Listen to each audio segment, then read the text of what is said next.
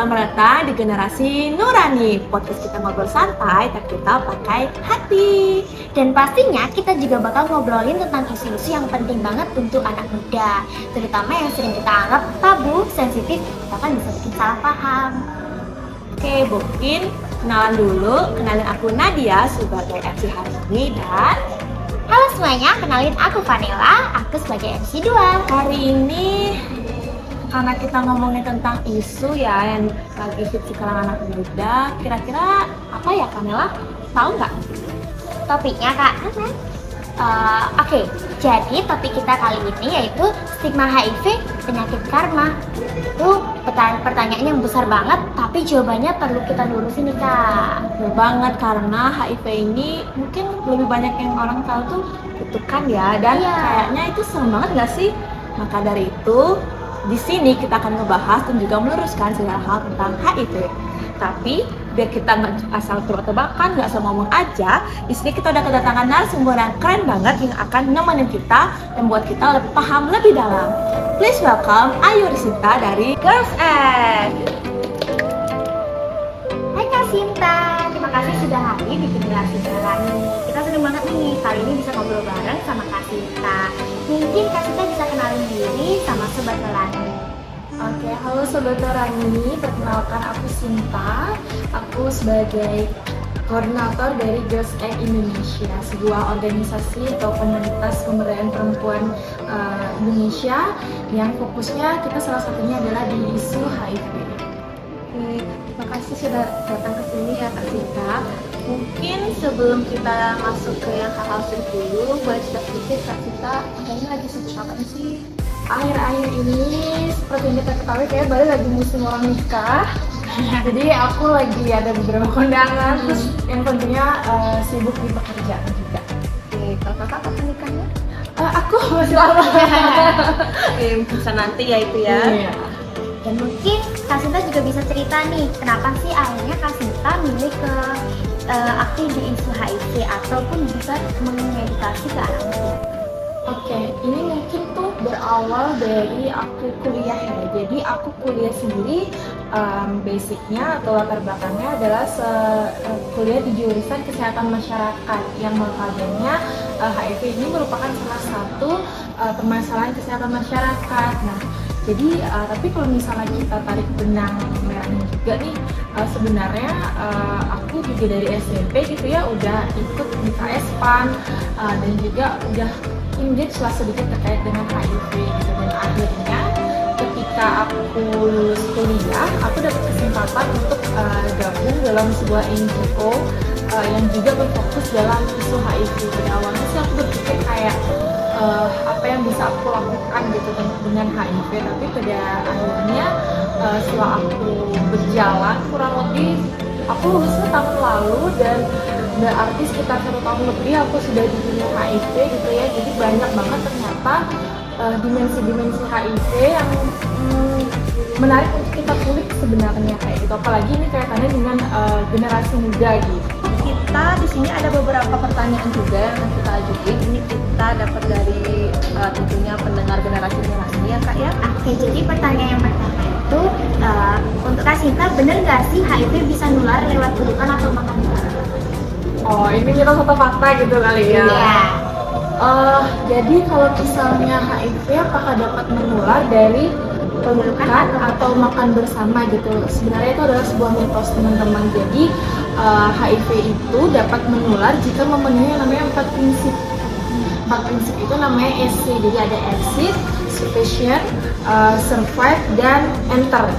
Jadi virus HIV ini tidak serta-merta hanya dengan misalnya ya aku HIV-nya atau orang dengan HIV terus aku pegang tangan sama kamu gitu, itu bukan berarti kamu otomatis tertular gitu karena tidak memenuhi 4 prinsip EC ini.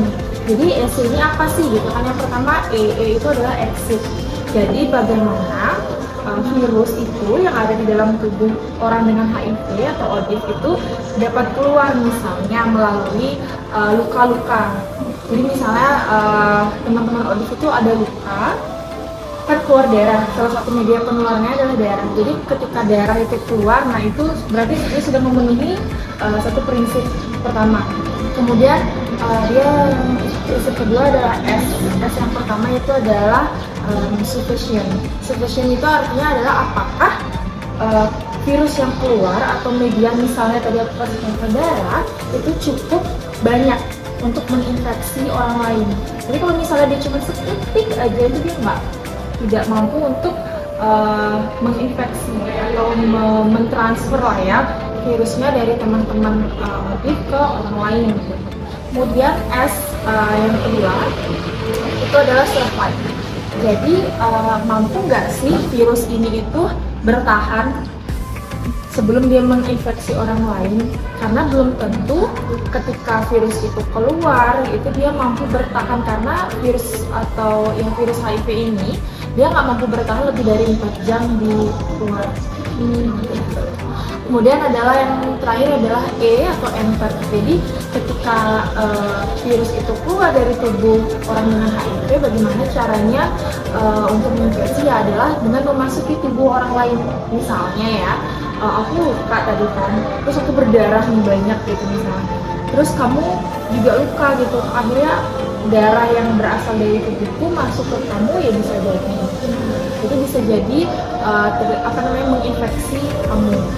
Jadi ketika tidak memenuhi 4 prinsip tadi, EC tadi, maka virus HIV tidak dapat menginfeksi orang lain. Oke, sekarang kita lanjut ke pertanyaan kedua ya Kak. Jadi pertanyaan kedua adalah kalau pasangan kita ODA, apakah kita pasti tertular? Ini pertanyaan yang sangat menarik sebenarnya gitu ya. Jadi pasti sih sebenarnya banyak teman-teman yang mungkin bingung, nggak tahu atau bahkan nggak paham masalah ini. Jadi mungkin secara simpelnya ketika ODIF atau orang dengan HIV memiliki pasangan itu boleh, sangat boleh dan sah-sah saja, jadi nggak masalah gitu. Apakah kemudian pertanyaannya apakah ketika kita punya pasangan kita akan otomatis tertular gitu ya, karena mungkin tadi ini relasinya adalah dengan perilaku seks beresiko gitu misalnya ya.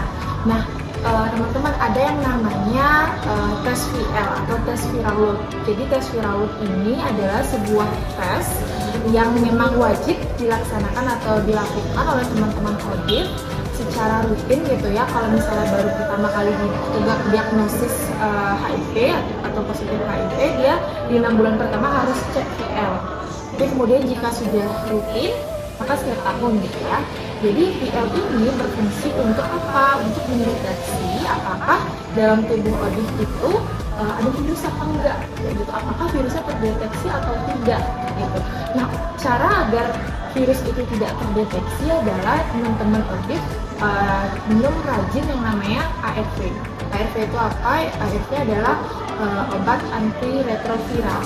Jadi obat ini adalah salah satunya obat gitu ya, obat yang digunakan oleh teman-teman ODIF yang dikonsumsi dengan syaratnya adalah setiap hari seumur hidup di waktu yang sama gitu. Jadi dia nggak boleh bolong-bolong teman-teman. Jadi kalau misalnya bolong-bolong, maka ketika tes VL dilaksanakan atau dilakukan terhadap teman-teman ODIF, maka akan muncul kemungkinan terdeteksinya virus di dalam tubuh ODIF gitu ya. Jadi ketika teman-teman ODIF sudah rutin minum obat setiap hari, setiap di jam yang tepat tanpa bolong-bolong gitu ya, jadi itu akan menekan virusnya tidak akan tinggi gitu, tidak akan banyak, virusnya akan tidur gitu.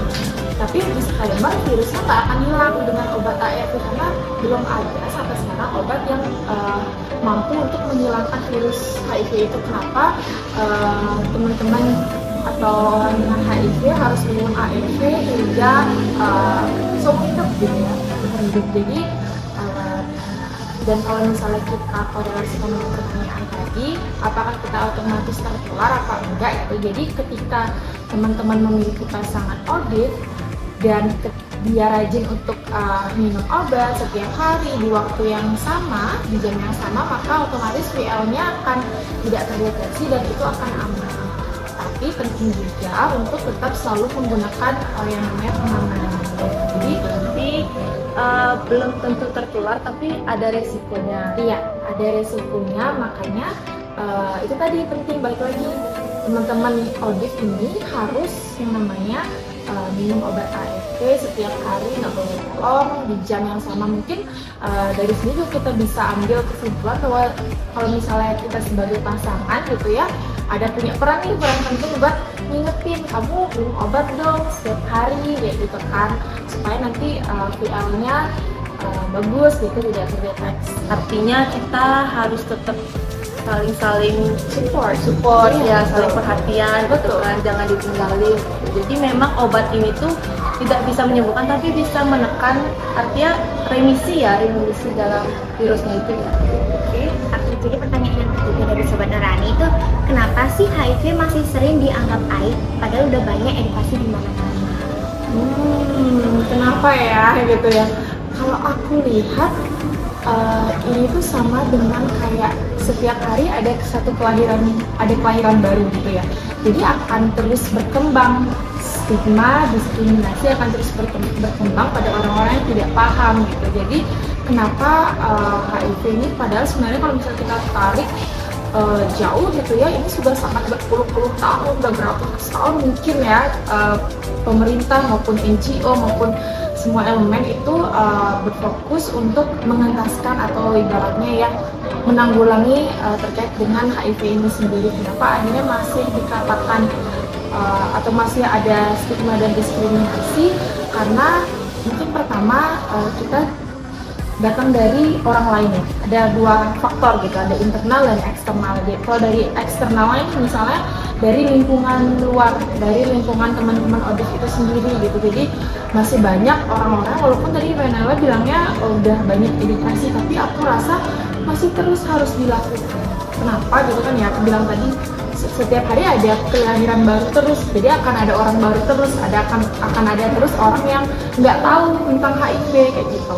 Jadi meskipun sosial media udah marak banget nih ya edukasi tentang HIV, tapi kalau misalnya kita bandingin antara edukasi tentang HIV dan nonton TikTok, pasti banyak-banyak kan orang nonton TikTok ya, joget-joget daripada dengerin edukasi tentang HIV. Jadi inilah pentingnya generasi muda sekarang itu juga ikut berperan dalam penanggulangan HIV melalui edukasi di sosial media terutama gitu. Jadi nggak hanya sosialisasi di sekolah ataupun kayak melalui media-media yang udah gitu ya, kalau kayak TV dan lain sebagainya. Tapi sosial media itu kan kalau misalnya kita tarik ininya datanya, mungkin frekuensi orang menggunakan sosial media itu jauh lebih besar gitu. Jadi kita bisa kreatif nih untuk mensosialisasikan atau mengedukasi teman-teman lewat sosial media gitu. Jadi itu lagi faktor eksternal yang memang belum cukup sih aku rasa untuk edukasi. Jadi jangan cepat berpuas hati ketika kita udah mengedukasi satu kelompok, tapi kelompok lain itu masih belum gitu. Karena kan Indonesia sendiri aja tuh luas banget gitu kan. Jadi kayak Bali sendiri juga luas, jadi kita nggak boleh bosan-bosan untuk mengedukasi. Kemudian juga dari kekurangan edukasi itu ya, jadi edukasi yang diberikan juga mungkin aja sih pemberian edukasinya juga ada yang misleading atau misalnya kayak penangkapannya yang berbeda kayak gitu. Jadi menjadi perhatian juga untuk teman-teman yang memberikan informasi agar pemberian informasinya juga kredibel gitu. Jadi diharapkan sih memang informasi yang diberikan itu bukannya malah berbalik mengstigma teman-teman ODIF, tapi justru menciptakan suatu ruang yang aman buat teman-teman ODIF untuk untuk menunjukkan dirinya gitu. Nah ini juga relate akhirnya kepada faktor internal. Nah jadi ternyata juga nih setelah aku sekian lama bekerja dalam program HIV gitu ya, ternyata stigma itu tidak hanya datang dari luar loh gitu, sekarang bergeser ke internal dari diri sendiri, dari diri ODIF itu sendiri. Jadi belum apa-apa mereka udah menstigma diri mereka sendiri bahwa mereka tidak boleh ini, tidak boleh itu, jangan kesini, jangan kesitu. Jadi itu juga membuat akhirnya isu HIV ini itu masih dianggap sebagai hal yang tabu gitu, hal yang tidak yang tidak harusnya nggak dibicarakan dan sebagainya gitu. Jadi padahal kalau misalnya teman-teman dengan HIV atau orang dengan HIV, teman-teman ODIF ini mau mereka open gitu ya, dengan declare bahwa mereka memang hidup dengan HIV dan mereka semangat menunjukkan bahwa mereka itu ya sama kayak kita gitu. Aku yakin sih kita akan pelan-pelan bergeser bahwa HIV itu bukan lagi hal yang tabu untuk dibicarakan, tidak lagi ada stigma, tidak lagi ada diskriminasi, sehingga teman-teman ODIF juga bisa akses kesehatan secara terbuka, akses ke pendidikan yang sama dengan semuanya, akses layanan publik yang sama juga. Jadi pertanyaan dari Sobat Nurani menunjukkan bahwa masih banyak banget nih kebingungan ataupun juga ketakutan dari teman-teman. Tapi itu wajar banget, jangan gara dia. Bagaimana tanggapan kakak terkait generasi muda dan juga HIV di Bali? Dan apa sih peran komunitas seperti saya dalam melawan stigma HIV? Oke, terkait dengan remaja, generasi muda ya, generasi muda dan HIV. Jadi karena aku juga berkecimpung dalam program HIV gitu kan, dan aku memang terjun langsung gitu, aku bisa bilang bahwa kejadian HIV pada teman-teman generasi muda itu ada gitu. Jadi teman-teman memang ada yang entah itu rentang usia sekitar dari 17 tahun sampai 20 sekian, itu masih generasi muda lah ya, 24 sebenarnya.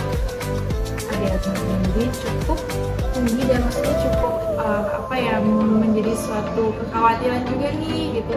Kenapa ya kok bisa sampai generasi muda kita juga akhirnya mempunyai angka yang cukup tinggi, karena logikanya ketika teman-teman terinfeksi HIV itu biasanya nggak langsung jadi ada fase-fasenya. Jadi curiganya kan kalau misalnya dia terinfeksi di umur 17, mungkin dia sudah dari umur misalnya kalau ditarik di minusin 3 berarti 14 tahun nih, dari umur 14 tahun ini sudah berada pada situasi yang beresiko gitu. Jadi inilah pada akhirnya gimana DSEC ini bisa masuk di teman-teman generasi muda untuk gencar-gencarnya nih untuk memberikan edukasi terkait dengan sosialisasi HIV/AIDS gitu. Jadi seperti aku bilang di awal bahwa sosialisasi atau edukasi terkait dengan HIV/AIDS ini itu masih kurang. Jadi disinilah peran Girls Act ini masuk ke generasi muda, khususnya untuk mengedukasi teman-teman generasi muda gitu ya terkait dengan HIV/AIDS, pencegahannya, penanggulangannya, dan juga gimana caranya kita untuk tidak menimbulkan sikap yang stigma yang mendiskriminasi teman-teman ODIF agar kualitas hidup mereka juga meningkat, kualitas hidup mereka juga baik gitu ya, bagus, dan akhirnya mereka juga dapat hidup yang sejahtera sama-sama dengan kita gitu. Dan harapanku juga adalah bagaimana teman-teman generasi muda ini nggak hanya terkumpul dalam komunitas, tapi kita secara individual ini juga bisa mengedukasi keluarga kita, juga bisa mengedukasi teman-teman kita bahwa HIV itu tidak perlu ada yang namanya stigma, tidak perlu ada yang namanya diskriminasi, dan cara pencegahannya gimana, penanggulangannya gimana, itu juga kita paham, kita perlu paham. Ya. Oke, terima kasih untuk Kak Sinta yang sudah memberikan waktu dan juga obrolan yang membuka mata dan juga hati. Semoga apa yang disampaikan oleh Kak Sinta barusan bisa jadi bekal untuk kita semuanya. Benar banget, dan untuk Sobat Nurani yang dengerin, ingat ya, HIV itu bukan kutukan. Yang harus kita lawan itu adalah virus dan juga stigma dan ketidaktahuan kita, teman-teman. Dan semoga lewat generasi Nurani kita bisa terus jadi bagian dari generasi yang sadar, peduli, dan berempati. Sampai ketemu di episode selanjutnya. Jangan lupa like, follow, share, dan juga tetap hidup dengan Nurani. Bye!